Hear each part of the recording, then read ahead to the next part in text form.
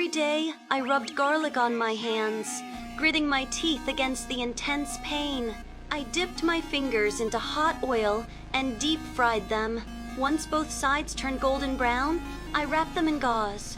Yet after days of this grueling process, my fingers didn't become smooth and delicate as I'd hoped. Instead, they grew even rougher. Hearing my cries, my sister came to comfort me.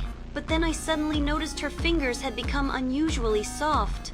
Without hesitation, I immediately slipped her fingers through the door crack. When the king outside saw those slender fingers, he instantly imagined a beautiful young woman must be inside. He even promised to marry her the very next morning. But what the king didn't know was that both my sister and I were over 80 years old. Yet, to live a life of wealth, I resolved to deceive the king further. Each day, I disguised my voice as a young girl's to trick the king into giving me riches. But soon, I would have to meet the king in person. With no other choice, I had my sister smooth my wrinkled skin with glue. Under cover of night, I secretly climbed into the king's bed.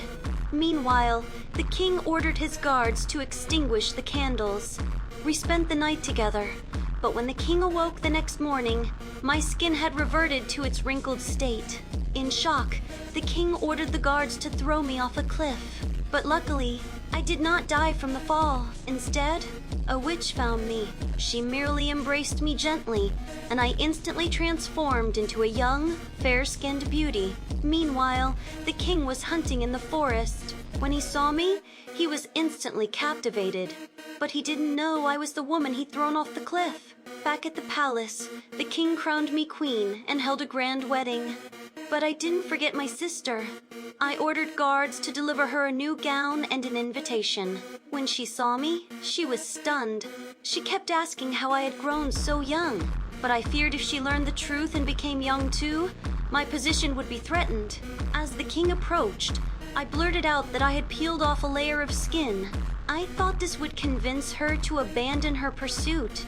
To my astonishment, she believed me. She found an executioner along the road and offered pearls as payment, begging him to peel her skin. Soon, the executioner took her by carriage into the forest, but in the next moment, tragedy struck.